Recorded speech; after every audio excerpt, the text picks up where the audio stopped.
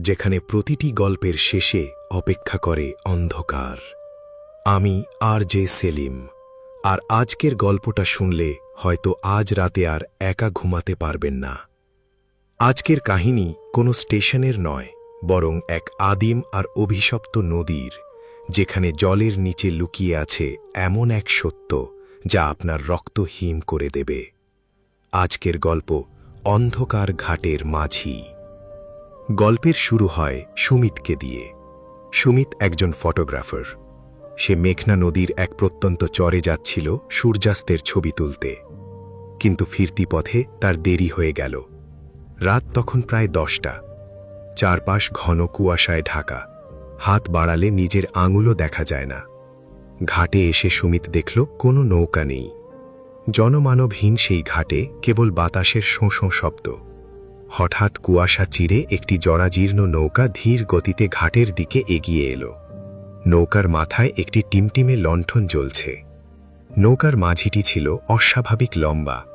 তার গায়ের চামড়া কুচকুচে কালো এবং ঝুলে পড়েছে। তার মুখটি একটি বড় গামছা দিয়ে ঢাকা। কেবল দুটো চোখ দেখা যাচ্ছে, যা অস্বাভাবিক লাল। সুমিত জিজ্ঞেস করল, ওপারে যাবেন? মাঝি কোনো উত্তর দিল না, শুধু একটি লম্বা হাড়ের মতো আঙুল দিয়ে নৌকায় ওঠার ইশারা করল। সুমিত নৌকায় ওঠার সাথে সাথে এক প্রচণ্ড পচা গন্ধ তার নাকে এলো, যেন নৌকার তলায় কোনো মরা পচে আছে। নৌকা যখন মাঝ নদীতে পৌঁছাল, সুমিত দেখল জলের নিচ থেকে সাদা সাদা হাত বেরিয়ে আসছে এবং নৌকার গা ঘষছে। মাঝি তখন গুনগুন করে এক অদ্ভুত সুরে গান গাইছে, যা মানুষের ভাষা নয়। মাঝ নদীতে হঠাৎ নৌকার গতি কমে গেল। লণ্ঠনের আলোটা কাঁপতে কাঁপতে নীল হয়ে উঠল। সুমিত দেখল মাঝির সেই ঢাকা মুখ থেকে রক্ত চুইয়ে পড়ছে। সুমিত ভয় পেয়ে লগি দিয়ে জল ঠেলতে চাইল, কিন্তু দেখল জল নয়, নৌকাটি চলছে গাঢ় রক্তের ওপর দিয়ে। মাঝি তার গামছাটা খুলল। সুমিতের চিৎকার আটকে গেল। লোকটার কোনো নাক নেই, ঠোঁট নেই, পুরো মুখটা যেন পোড়া চামড়া দিয়ে সেলাই করা। মাঝি ফিসফিস করে বলল, ওপারে যেতে হলে ভাড়ার বদলে তোমার ছায়াটা দিয়ে যাও। হঠাৎ সুমিত দেখল নৌকার খোলের ভেতর থেকে শত শত মানুষের চুল বেরিয়ে আসছে এবং তার পা জড়িয়ে ধরছে। জলের নিচ থেকে মরা মানুষের মুখগুলো ভেসে উঠে আকাশের দিকে তাকিয়ে হাসছে। মাঝি তার হাতের বৈঠাটি যখন তুলল, সুমিত দেখল ওটি কাঠের নয়, মানুষের মেরুদণ্ড দিয়ে তৈরি। সুমিত বুঝতে পারল সে কোনো সাধারণ মাঝির কবলে পড়েনি। এই মাঝি হল সেই কাল পুরুষ যে গত 100 বছর ধরে এই নদীতে ডুবে মরা মানুষদের আত্মাকে ওপারে নিয়ে যায় না, বরং নিজের নৌকার কাঠে বন্দি করে রাখে। মাঝি সুমিতকে বলল, আজ রাতে আমার নৌকার বৈঠা ধরার লোক লাগবে, আমি অনেক ক্লান্ত। সুমিতের শরীর ধীরে ধীরে অবশ হয়ে আসতে লাগল। সে দেখল তার নিজের আঙুলগুলো নৌকার কাঠের সাথে জুড়ে যাচ্ছে। তার গায়ের চামড়া মাঝির মতো কালো হয়ে যাচ্ছে। মাঝি তার কান্নারত চোখের দিকে তাকিয়ে বলল, ভয় পেও না, এই নদীর জল তোমার চোখের জল মুছে দেবে। ঠিক তখনই সুমিতের পকেটে থাকা তার মায়ের দেওয়া একটি ছোট্ট তামার কবচ নজরে পড়ল। সে শেষ চেষ্টা হিসেবে কবচটি দিয়ে মাঝির গায়ে আঘাত করল। এক প্রচণ্ড আলোর বিস্ফোরণ হল এবং মাঝিটি আগুনের মতো জ্বলতে শুরু করল। সুমিত জ্ঞান হারিয়ে নদীর শীতল জলে পড়ে গেল। পরদিন সকালে সুমিতকে স্থানীয় জেলেরা নদীর পাড়ে অজ্ঞান অবস্থায় পায়। তার শরীর ভিজে ছিল না, বরং তার সারা গায়ে ছিল কয়লার মতো কালো ছাই। সুমিত যখন সুস্থ হয়ে উঠল, সে দেখল তার ছায়াটা আর নেই। রোদে দাঁড়ালে মাটিতে তার কোনো প্রতিবিম্ব পড়ে না। সে বুঝতে পারল সে ফিরে এসেছে ঠিকই, কিন্তু তার অস্তিত্বের অর্ধেকটা সেই অন্ধকার মাঝির নৌকায় রয়ে গেছে। আজও প্রতি অমাবস্যার রাতে সুমিত যখন একা ঘরে থাকে, সে শুনতে পায় তার ঘরের জানালার বাইরে কেউ একজন বৈঠার শব্দ করছে এবং ফিসফিস করে বলছে, বাকি ভাড়াটা দিতে এসো। সুমিত যখন আয়নার সামনে দাঁড়ালো, তার বুকটা ধক করে উঠল। আয়নায় তার শরীর দেখা যাচ্ছে, কিন্তু তার ঠিক পেছনে যে দেয়ালটা আছে, সেখানে কোনো প্রতিবিম্ব নেই। সে যেন এক জ্যান্ত কঙ্কাল, যার অস্তিত্বের অর্ধেকটা মায়া। কিন্তু সবচেয়ে ভয়ঙ্কর বিষয় হল, সুমিতের ছায়াটা এখন আর সেই অন্ধকার মাঝির নৌকায় নেই। ওটা এখন সুমিতের অগোচরেই তার ঘরের কোণায়, আলমারির আড়ালে বা খাটের নিচে বিচরণ করছে। সে রাতে সুমিতের ঘুম আসছিল না। হঠাৎ সে অনুভব করল ঘরের ভেতরটা অস্বাভাবিক ঠান্ডা হয়ে গেছে। ফ্যানের শব্দের বদলে সে শুনতে পেল ঘরের মেঝের ওপর দিয়ে কেউ একজন ভিজে পায়ে হেঁটে বেড়াচ্ছে। তড়াক করে উঠে বসে সুমিত দেখল ঘরের মাঝখানে তার নিজেরই ছায়াটা দাঁড়িয়ে আছে, কিন্তু সেই ছায়ার কোনো মুখ নেই। আছে কেবল এক জোড়া জলে লাল চোখ, ঠিক সেই মাঝির মতো। ছায়াটি ফিসফিস করে বলল, ভাড়াটা মেটানো হয়নি সুমিত। অর্ধেক শরীর নিয়ে কেউ স্বর্গে বা নরকে যেতে পারে না। মাঝি তোমাকে খুঁজছে। হঠাৎ সুমিতের ঘরের দেয়ালগুলো থেকে নোনা জল চুইয়ে পড়তে লাগল। সে দেখল তার ঘরের আসবাবপত্রগুলো ধীরে ধীরে নৌকার কাঠের মতো পুরনো আর জরাজীর্ণ হয়ে যাচ্ছে। সুমিত ঘর থেকে বেরিয়ে দৌড়ে বাইরে যাওয়ার চেষ্টা করল, কিন্তু সে যখনই দরজা খুলল দেখল তার বাড়ির সামনে কোনো রাস্তা নেই। সেখানে বইছে এক আদিম কালো জলের নদী। ঘাটে সেই জরাজীর্ণ নৌকাটা বাঁধা আছে। মাঝির সেই লম্বা কঙ্কালসার হাতটি নৌকার ভেতর থেকে বেরিয়ে এলো। এবার মাঝি আর গামছা দিয়ে মুখ ঢাকা নেই। সুমিত দেখল মাঝির মুখের জায়গায় এখন কোনো মানুষের মুখ নেই। সেখানে বসানো আছে সুমিতের নিজেরই হারানো ছায়াটা। মাঝি অট্টহাসি দিয়ে বলল, যাদের ছায়া আমি নিয়ে নিই তারা আমার নৌকার অংশ হয়ে যায়। সুমিত, তোমার ছায়া এখন এই নৌকার পাল, আর তোমার শরীরটা হবে আমার নতুন বৈঠা। সুমিত দেখল তার হাত দুটো হঠাৎ লম্বা হয়ে শক্ত হয়ে যাচ্ছে। তার শরীরের হাড়গুলো মটমট শব্দ করে ভেঙে বৈঠা আকার নিচ্ছে। যন্ত্রণায় সে লুটিয়ে পড়ল। ঠিক সেই সময় সে দেখল নদীর ওপার থেকে শত শত ছোট ছোট প্রদীপ জ্বলে উঠছে। ওগুলো কোনো সাধারণ আলো নয়, ওগুলো হলো সেই সব আত্মা যাদের এই মাঝি এতদিন বন্দি করে রেখেছে। আত্মারা একসাথে এক বিকট চিৎকার করে উঠল। সেই চিৎকারের কম্পনে নদীর জল উত্তাল হয়ে উঠল। সুমিত বুঝতে পারল সে একা নয়, এই মাঝির অত্যাচারে অতিষ্ঠ হয়ে সব আত্মা এখন বিদ্রোহ করছে। সুমিত তার শরীরের শেষ শক্তিটুকু সঞ্চয় করে সেই মাঝির নৌকার মাথার লণ্ঠনটা লাথি দিয়ে ভেঙে দিল। লণ্ঠনটা ভাঙার সাথে সাথে এক নীল আগুনের শিখা পুরো নৌকাটাকে গ্রাস করে নিল। মাঝি যন্ত্রণায় কুঁকড়ে যেতে শুরু করল। সুমিতের ছায়াটা তার শরীর থেকে আলাদা হয়ে আবার সুমিতের পায়ের তলায় ফিরে এলো, কিন্তু নদীটা সহজে তাকে ছাড়ল না। এক বিশাল ঢেউ এসে সুমিতকে তলিয়ে নিয়ে গেল অন্ধকারের অতল গহ্বরে। জ্ঞান হারানোর আগে সে শুনল মাঝির সেই কর্কশ কণ্ঠস্বর, নদী কাউকে ভোলে না সুমিত, আজ তুমি হারলে কাল অন্য কেউ আসবে, এই খেয়া কোনোদিন থামবে না। সুমিতের জ্ঞান যখন ফিরল সে দেখল সে শুয়ে আছে এক জনমানবহীন বালুচরে। চারপাশ ঘন কুয়াশায় ঢাকা, আর বাতাসের শব্দে মনে হচ্ছে কেউ যেন এক টানা ডুকরে ডুকরে কাঁদছে। সুমিত উঠে দাঁড়াতেই দেখল তার পায়ের তলায় বালি নয়, বরং স্তূপ হয়ে পড়ে আছে হাজার হাজার মানুষের হাড় আর মাথার খুলি। এটি সাধারণ কোনো চর নয়, এটি সেই ডুবো চর, যেখানে মাঝির নৌকার অভিশপ্ত যাত্রীরা চিরকালের জন্য আটকা পড়ে। সুমিত নিজের শরীরের দিকে তাকাল। তার ছায়াটা ফিরে এসেছে ঠিকই, কিন্তু সেই ছায়াটা এখন আর তার সাথে নড়ছে না। সে হাত নাড়ালে ছায়াটি স্থির হয়ে থাকে, যেন ছায়াটি এখন অন্য কারোর নির্দেশের অপেক্ষায় আছে। হঠাৎ কুয়াশার ভেতর থেকে এক বৃদ্ধার অবয়ব ফুটে উঠল। তার পরনে সাদা শাড়ি, কিন্তু শরীরটা প্রায় স্বচ্ছ। বৃদ্ধা সুমিতের কাছে এসে ফিসফিস করে বলল, কেন লণ্ঠনটা ভাঙলে বাছা? ওই লণ্ঠনটাই ছিল আমাদের এই অন্ধকার জগতে একমাত্র আলোর উৎস। এখন মাঝি আরও ক্ষেপে গেছে, সে এখন রক্তের বদলে প্রাণ খুঁজছে। সুমিত কাঁপা গলায় জিজ্ঞেস করল, এই চরের শেষ কোথায়? আমি কি আর কোনোদিন বাড়ি ফিরতে পারবো না? বৃদ্ধা এক পৈশাচিক হাসি হেসে বলল, বাড়ি? এই নদীর ওপারে যারাই আসে তাদের বাড়ি হয় মাটির নিচে অথবা জলের গভীরে। তবে একটি পথ আছে, মাঝির সেই ভাঙা নৌকার একটি তক্তা যদি তুমি খুঁজে পাও আর সেটা দিয়ে নিজের হাতের রক্তে একটি চিহ্ন আঁকো, তবে নদী তোমাকে ওপারে ছুঁড়ে ফেলে দেবে, কিন্তু তার দাম তোমাকে দিতে হবে। সুমিত মরিয়া হয়ে বালুচরে সেই নৌকার ধ্বংসাবশেষ খুঁজতে লাগল। খুঁজতে খুঁজতে সে এক জায়গায় গিয়ে থমকে দাঁড়াল। দেখল বালির ভেতরে অর্ধেক পুঁতে আছে সেই মাঝি, কিন্তু তার রূপ এখন বদলে গেছে। সে এখন আর লম্বা কোনো পুরুষ নয়, সে এখন এক বিশাল আকৃতির জল দানবের মতো দেখতে, যার শরীর জুড়ে কেবল মানুষের চোখ বসানো। সেই হাজার হাজার চোখ এক যোগে সুমিতের দিকে তাকিয়ে পিট পিট করছে। মাঝি তার গহীন গলায় বলল, সুমিত, তুমি আমার আলো কেড়ে নিয়েছ, এখন আমার অন্ধকার তোমাকে গিলে খাবে।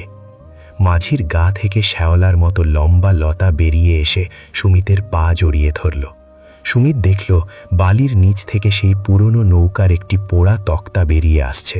সে ঝটপট তক্তাটি হাতে নিয়ে নিজের আঙুল কামড়ে রক্ত বের করল, আর তক্তাটির ওপর একটি এক্স চিহ্ন আঁকল। সাথে সাথে সেই বালুচর কাঁপতে শুরু করল, নদীর জল ফুঁসতে শুরু করল। মাঝি এক বিকট চিৎকার দিল, যা সুমিতের কানের পর্দা ফাটিয়ে দেবার উপক্রম করল। সুমিত অনুভব করল সে মাটির নিচে তলিয়ে যাচ্ছে। হঠাৎ সে শুনতে পেল তার মায়ের গলার আওয়াজ, সুমিত, ওঠ বাবা, কতক্ষণ ঘুমাবি? সুমিত চোখ খুলে দেখল সে তার নিজের ঘরের বিছানায় শুয়ে আছে। জানালার বাইরে ভোরের আলো ফুটেছে। সে স্বস্তির নিঃশ্বাস ফেলল। ভাবল সবটাই কি তবে দুঃস্বপ্ন ছিল? সে বালিশ থেকে মাথা তুলতে গিয়ে দেখল তার বিছানার চাদরটা একদম ভিজে, যেন কেউ নদী থেকে উঠে এসে এখানে শুয়েছিল। আর তার হাতের তালুতে সেই তক্তার ওপর আঁকা এক্স চিহ্নের মতো একটি গভীর কাটা দাগ। সে আয়নার দিকে তাকালো। তার ছায়াটা এখন ঠিকমতো নড়ছে, কিন্তু আয়নার ভেতরে থাকা সুমিতের চোখের মণি দুটো এখন আর কালো নয়, সেগুলো হয়ে গেছে সেই নদীর জলের মতো ঘোলাটে নীল। সুমিত আয়নায় নিজের নীল চোখ দুটোর দিকে তাকিয়ে পাথর হয়ে দাঁড়িয়ে রইল। সেই ঘোলাটে নীল রংটা যেন স্থির নয়, মনে হচ্ছে মনির ভেতরে জলের ঢেউ খেলছে। সে যতবার চোখের পাতা বন্ধ করছে, ততবার তার কানের ভেতরে আছড়ে পড়ছে নদীর ঢেউয়ের শব্দ। ঘরের সিলিং ফ্যানের শব্দটাও এখন আর যান্ত্রিক মনে হচ্ছে না, মনে হচ্ছে কেউ যেন একটানা বৈঠা চালিয়ে যাচ্ছে। সেদিন দুপুরে সুমিত খেতে বসেছে। হঠাৎ সে খেয়াল করল তার ভাতের থালা থেকে একটা পচা নোনা জলের গন্ধ আসছে। সে থালার দিকে তাকাতেই আটকে উঠল। ভাতের মাঝখানে ভাতের বদলে পড়ে আছে ছোট ছোট সাদা শ্যাওলা আর কাদা। সুমিত থালাটা সরিয়ে দিয়ে বাথরুমে গিয়ে চোখে মুখে জল দিতে লাগল। কিন্তু সে যতবার বেসিনের কলটা খুলছে, কল দিয়ে স্বচ্ছ জলের বদলে বের হচ্ছে গাঢ় কালো জল, ঠিক সেই অভিশপ্ত নদীর জলের মতো। সুমিত তার ঘরে ফিরে এসে দেখল মেঝের ওপর ভেজা পায়ের ছাপ। বড় বড় সেই ছাপগুলো জানালার দিক থেকে এসে একদম তার বিছানার কাছে গিয়ে থেমেছে। সুমিত জানালার বাইরে তাকালো। তার বাড়ির সামনে কোনো নদী নেই, কেবল ব্যস্ত রাস্তা। কিন্তু আজ সেই রাস্তায় চলাচল করা মানুষগুলোকে তার কাছে অন্য রকম মনে হচ্ছে। সবার হাঁটা চলা যেন যান্ত্রিক, আর সবার চোখগুলো ঠিক তার মতোই নীল। হঠাৎ ফোনের রিংটোন বেজে উঠল। স্ক্রিনে কোনো নম্বর নেই, লেখা অজানা। সুমিত ফোনটা কানে নিতেই ওপাশ থেকে সেই বৃদ্ধার হাহাকার ভরা কণ্ঠস্বর ভেসে এলো, পালিয়ে যাও সুমিত, মাঝি তোমার চোখ দিয়েই শহরকে দেখছে। তুমি এখন ওর আয়না, ও তোমার চোখ দিয়ে ওর পরবর্তী শিকার খুঁজছে। সুমিত চিৎকার করে ফোনটা আছাড় দিয়ে ভেঙে ফেলল। সে বুঝতে পারল মাঝি তাকে ছেড়ে দেয়নি, বরং তাকে এক জ্যান্ত সিসিটিভি ক্যামেরায় পরিণত করেছে। সে যা দেখছে মাঝি সেই অন্ধকার ঘাট থেকে বসে তাই দেখতে পাচ্ছে। সে রাতে সুমিত সিদ্ধান্ত নিল সে আর চোখ খুলবে না। সে নিজের চোখের ওপর কালো কাপড় বেঁধে অন্ধকার ঘরে বসে রইল। কিন্তু চোখ বন্ধ করার সাথে সাথে তার মনের পর্দায় ফুটে উঠল সেই অন্ধকার নদী। সে দেখল মাঝি সেই ভাঙা নৌকায় বসে একটা নতুন বৈঠা বানাচ্ছে। বৈঠাটার গায়ে মানুষের চামড়া লাগানো হচ্ছে, আর সেই চামড়ার ওপর নীল রং দিয়ে সুমিতের নাম লেখা। হঠাৎ সুমিতের ঘরের দরজাটা ক্যাচ ক্যাচ শব্দে খুলে গেল। ঘরের ভেতর সেই নোনা জলের গন্ধটা তীব্র হয়ে উঠল। সুমিত অনুভব করল কেউ একজন তার ঠিক সামনে এসে দাঁড়িয়েছে। তার ঠান্ডা নিঃশ্বাস সুমিতের কপালে লাগছে। একটি কর্কশ কণ্ঠস্বর ফিসফিস করে বলল, চোখ খোলো সুমিত, আমাকে তোমার শহরটা দেখাও। অনেক দিন পর আমি ডাঙায় এসেছি। সুমিত কাঁপতে কাঁপতে তার চোখের কাপড়টা সরিয়ে ফেলল, কিন্তু সামনে কাউকে দেখতে পেল না। তবে সে দেখল তার ঘরের আলমারির গায়ে লাগানো বিশাল আয়নাটার ভেতরে মাঝি দাঁড়িয়ে আছে। মাঝি সেই লম্বা কুচকুচে কালো হাতটা আয়না চিরে সুমিতের ঘরের ভেতরে বেরিয়ে এসেছে। মাঝির হাতে ধরা সেই হাড়ের বৈঠাটা সুমিতের বুকের ওপর স্পর্শ করল। সুমিত দেখল তার বুক থেকে রক্ত বের হচ্ছে না, বরং সেই ক্ষতস্থান দিয়ে নীল জল বের হতে শুরু করেছে। মাঝি হাসল। সে হাসিটা আয়না ফাটিয়ে দেওয়ার মতো তীক্ষ্ণ। আয়না চিরে বেরিয়ে আসা মাঝির সেই হিমশীতল হাতটি যখন সুমিতের বুকের ক্ষতস্থান স্পর্শ করল, তখন সুমিতের মনে হল তার শরীরের সব রক্ত বরফ হয়ে যাচ্ছে। মাঝির আঙুলগুলো থেকে কালো রঙের শ্যাওলা সুমিতের চামড়ার নিচে সাপের মতো ঢুকে পড়ছে। সুমিত নড়াচড়া করার শক্তি হারিয়ে ফেলেছে। সে দেখল আয়নার ভেতরে সেই অন্ধকার নদীটি ধীরে ধীরে তার ঘরের ভেতর উপচে পড়ছে। মাঝি তার বিভৎস মুখটি আয়নার একদম কাছে এনে ফিসফিস করে বলল, তোমার চোখ দুটো এখন আমার বন্দর সুমিত। আমি এই শহরের প্রতিটি ঘরে ঢুকব তোমার দৃষ্টি দিয়ে। যাদের চোখেই তুমি তাকাবে তাদের আত্মাই আমার নৌকার লগী হবে। সুমিত বুঝতে পারল সে এখন এক চলন্ত অভিশাপ। সে যদি এখন রাস্তায় বেরোয় তবে সে যার দিকেই তাকাবে সেই মাঝির শিকারে পরিণত হবে। সে মরিয়া হয়ে ঘরের দেয়ালে মাথা খুঁড়তে লাগল যাতে নিজের চোখ দুটো নষ্ট করে দিতে পারে, কিন্তু তার শরীর এখন মাঝির নিয়ন্ত্রণে। হঠাৎ সুমিতের কানে এলো তার ছোটবেলার এক পরিচিত সুর। এটি তার দাদির গাওয়া একটি পুরনো লোকগান, যা জলশয়তানদের তাড়াতে গাওয়া হতো। সুরটি ঘর থেকে নয়, বরং ভাঙা ফোনের স্পিকার থেকে আসছে বলে মনে হলো। আয়নার ওপাশ থেকে মাঝির সেই দানবীয় অবয়বটি হঠাৎ যন্ত্রণায় কুঁকড়ে গেল। সুমিত দেখল ঘরের কোনায় যেখানে সে দাদির দেওয়া পুরনো ট্রাঙ্কটা রেখেছিল, সেখান থেকে একটি ধোঁয়াটে সাদা আলো বের হচ্ছে। মাঝির সেই হাতটি ছ্যাঁকা খাওয়ার মতো ছিটকে আয়নার ভেতর ঢুকে গেল, কিন্তু বিপদ কাটল না। মাঝি যাওয়ার সময় আয়নাটা চুরমার করে দিয়ে গেল। আয়নার প্রতিটি ভাঙা টুকরো এখন এক একটি ছোট ছোট স্টেশনে পরিণত হয়েছে। প্রতিটি টুকরোয় সুমিতের নীল চোখগুলো দেখা যাচ্ছে। সুমিত দেখল ঘর জুড়ে ছড়িয়ে থাকা কাঁচের টুকরোগুলো থেকে শত শত ছোট ছোট মাঝি বেরিয়ে আসার চেষ্টা করছে। সুমিত ঘর থেকে বেরিয়ে দৌড়াতে শুরু করল। সে ভাবল নির্জন কোনো জায়গায় গিয়ে নিজেকে শেষ করে দেবে যাতে শহর রক্ষা পায়। কিন্তু সে রাস্তায় বেরিয়ে যা দেখল তাতে তার কলিজা শুকিয়ে গেল। শহরের সব ল্যাম্পপোস্টের আলো নীল হয়ে গেছে। রাস্তার মানুষগুলো অদ্ভুতভাবে মাথা নিচু করে হাঁটছে, যেন তারা কোনো অদৃশ্য নৌকার টানে এগিয়ে যাচ্ছে। সে দেখল সামনের মোড়ে এক ছোট বাচ্চা একা দাঁড়িয়ে কাঁদছে। সুমিতের খুব ইচ্ছা হলো বাচ্চার দিকে তাকাতে, কিন্তু সে জানে তার এক পলক দৃষ্টি বাচ্চার জীবন কেড়ে নেবে। সে চোখ টিপে ধরে চিৎকার করে বলতে চাইল, সবাই পালিয়ে যাও, কেউ আমার চোখের দিকে তাকাও না। কিন্তু তার মুখ দিয়ে কোনো কথা বের হলো না, কেবল কর্কশ এক ডুবো জাহাজের সাইরেনের মতো শব্দ বের হতে লাগলো।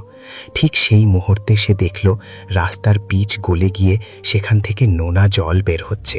শহরটি ধীরে ধীরে এক বিশাল নদীতে রূপান্তরিত হতে শুরু। শহরের মাঝখানে দাঁড়িয়ে সুমিত দেখল আকাশটা কেমন তামাটে রঙের হয়ে গেছে। ল্যাম্পপোস্টের নীল আলোয় প্রতিটি মানুষের ছায়া অস্বাভাবিক দীর্ঘ হয়ে পড়েছে, এবং সেই ছায়াগুলো মাটির সাথে মিশে নেই, বরং জলের ঢেউয়ের মতো দুলছে। সুমিত বুঝতে পারল মাঝি কেবল তার চোখ ব্যবহার করছে না, সে সুমিতের স্মৃতিগুলোকে এই শহরের উপর মায়া হিসেবে বিছিয়ে দিয়েছে। হঠাৎ সুমিতের মনে পড়ল তার দাদির সেই ট্রাঙ্কটির কথা। ছোটবেলায় দাদি বলতেন, নদী যখন ডাঙায় উঠে আসে তখন তাকে ফেরাতে হয় মানুষের চোখের পবিত্র জল দিয়ে, নোনা জল দিয়ে নয়।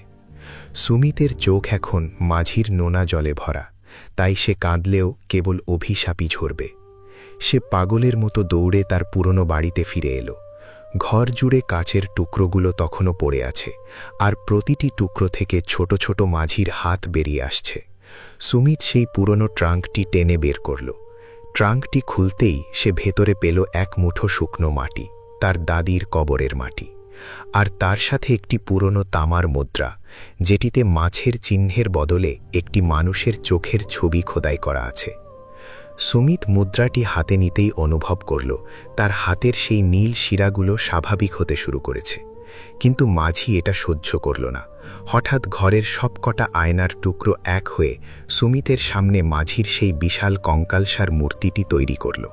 মাঝির গায়ের শ্যাওলাগুলো থেকে এখন রক্তমাখা কাদা চুইয়ে পড়ছে। মাঝি তার অমানুষিক কণ্ঠে গর্জন করল, ওই মাটি দিয়ে আমাকে আটকানো যাবে না সুমিত। আমি এই শহরের প্রতিটি ড্রেন, প্রতিটি পাইপলাইন দিয়ে ঢুকে পড়েছি। কাল সকালের মধ্যে এই শহর হবে আমার নতুন সাম্রাজ্য। মাঝি তার মেরুদণ্ডের বৈঠাটি দিয়ে সুমিতের দিকে আঘাত করল। সুমিত ছিটকে পড়ল সেই কাঁচের স্তূপের উপর। তার পিঠ চিরে রক্ত বের হতে লাগল, কিন্তু এবার রক্ত নীল নয়, লাল। সুমিত বুঝতে পারল দাদির কবরের মাটি আর ওই তামাটা তাকে আবার মানুষে ফিরিয়ে আনছে। সুমিত দাঁতে দাঁত চিপে উঠে দাঁড়াল। সে জানে তাকে কি করতে হবে। সে সেই তামার মুদ্রাটি নিজের মুখে পুরে নিল এবং এক মুঠো মাটি নিজের চোখের ওপর ঘষতে শুরু করল। প্রচণ্ড যন্ত্রণায় সুমিত চিৎকার করে উঠল। মনে হলো কেউ তার চোখে জ্বলন্ত কয়লা ঢুকিয়ে দিচ্ছে। কিন্তু ধীরে ধীরে সেই ঘোলাটি নীল জল তার চোখ থেকে বেরিয়ে আসতে লাগল। সুমিত যখন চোখ খুলল, সে দেখল তার দৃষ্টি আর মাঝির দখলে নেই। সে মাঝির দিকে তাকিয়ে সরাসরি চিৎকার করল, তোর নদী তোকে ডাকছে, ফিরে যা সেই অন্ধকারে। মাঝি থমকে গেল। সে দেখল সুমিতের চোখের সেই মায়া আর নেই। সুমিতের চোখ এখন আগুনের মতো জ্বলছে। সুমিত সেই মাখানো কাদা আর তামার মুদ্রাটি মাঝির বুকের সেই শূন্য গহ্বরে ছুঁড়ে মারল। এক নিমেষে মাঝির শরীর থেকে ধোঁয়া বের হতে শুরু করল। শহরের ল্যাম্পপোস্টের নীল আলোগুলো ফেটে গিয়ে নিভে যেতে লাগল। রাস্তা দিয়ে যে নোনা জল বইছিল তা আবার মাটির নিচে ঢুকে গেল। মাঝি তার শেষ চেষ্টায় সুমিতের টুটি চেপে ধরল, কিন্তু তার শরীর এখন বালুর মতো ঝুরঝুর করে ঝরে পড়ছে। শহরের রাস্তায় জমে থাকা সেই নোনা জল ধীরে ধীরে নেমে গেছে ঠিকই, কিন্তু পুরো শহরটা এখন একটা শ্মশানের মতো নিস্তব্ধ। সুমিতের চোখের সেই ঘোলাটে নীল রং এখন রক্ত বর্ণ ধারণ করেছে। সে বুঝতে পারল মাঝির দেহ ধ্বংস হয়েছে মাত্র, কিন্তু তার অভিশাপ এখন সুমিতের শরীরের শিরায় শিরায় বইছে। মাঝি কোনো ব্যক্তি ছিল না, সে ছিল একটি অশুভ শক্তি, যা এখন সুমিতকে তার পরবর্তী উত্তরাধিকারী হিসাবে বেছে নিয়েছে। সুমিত তার দাদির সেই তামার মুদ্রাটি ড্রেনের নোনা জলের ওপর পড়ে থাকতে দেখল। সে মুদ্রাটি কুড়িয়ে হাতে নিতেই অনুভব করল তার সারা শরীর কাঁপছে।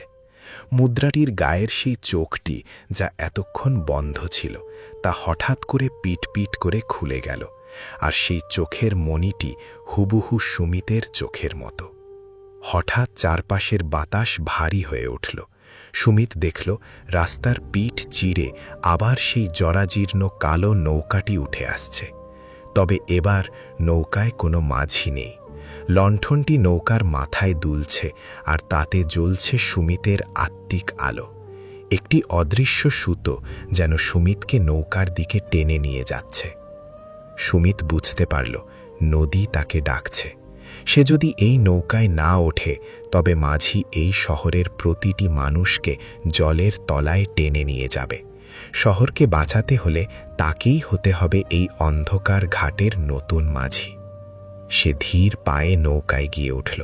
তার হাতে থাকা দাদির সেই তামাটি হঠাৎ করে একটি বিশাল বৈঠার রূপ নিল, কিন্তু সেই বৈঠাটি কাঠের নয়, তা সুমিতের নিজেরই পৈশাচিক শক্তির প্রতিচ্ছবি।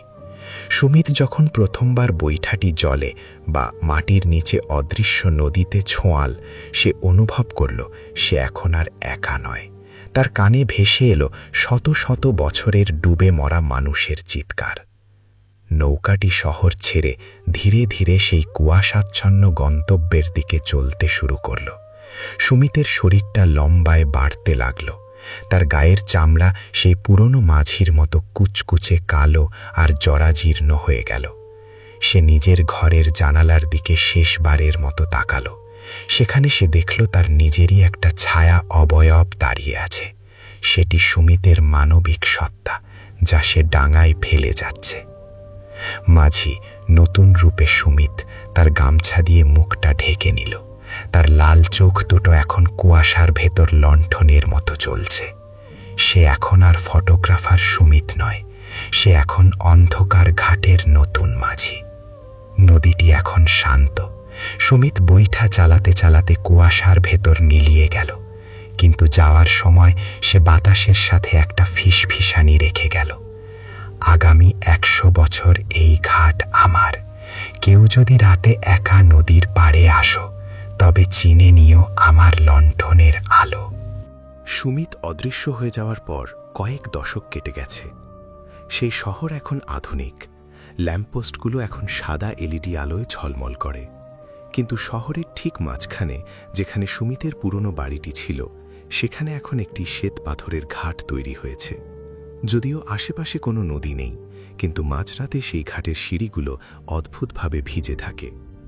একদিন এক তরুণ সাংবাদিক, যে সুমিতের নিখোঁজ হবার রহস্য নিয়ে গবেষণা করছিল, সেই ক্যামেরা হাতে সেই ঘাটের কাছে গেল। রাত তখন ঠিক 3টে। সে দেখল তার ক্যামেরার লেন্সে এক অদ্ভুত নীল রঙের কুয়াশা ধরা পড়ছে। হঠাৎ সে শুনতে পেল একটি যান্ত্রিক শব্দ, কোনো বৈঠার শব্দ নয়, বরং কোনো আধুনিক মোটরের শব্দের মতো।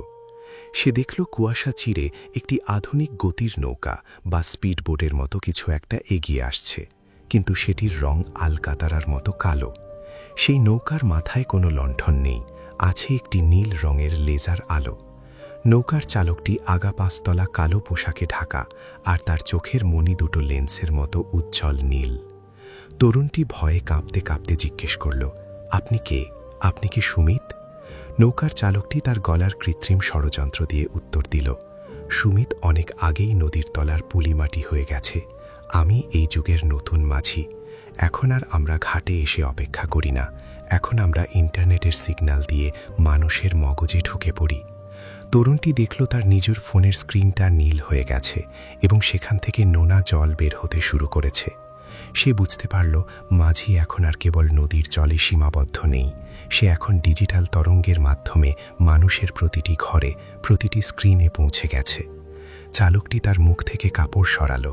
তার চেহারার অর্ধেকটা মানুষের আর বাকি অর্ধেকটা মাছের আঁশের মতো ধাতব পাতে ঢাকা। সে হাসল।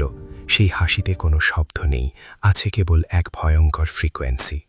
সে বলল, আরজে সেলিমকে বলো, তার গল্পগুলোই আমার ফেরার পথ তৈরি করে দিয়েছে। যারা এই গল্প শুনেছে, তাদের সবার মনে আমি এখন একটা ছোট ছোট নীল বিন্দু হয়ে বেঁচে আছি। নৌকাটি কুয়াশায় মিলিয়ে গেল, কিন্তু সেই তরুণটি আর ফিরে আসেনি।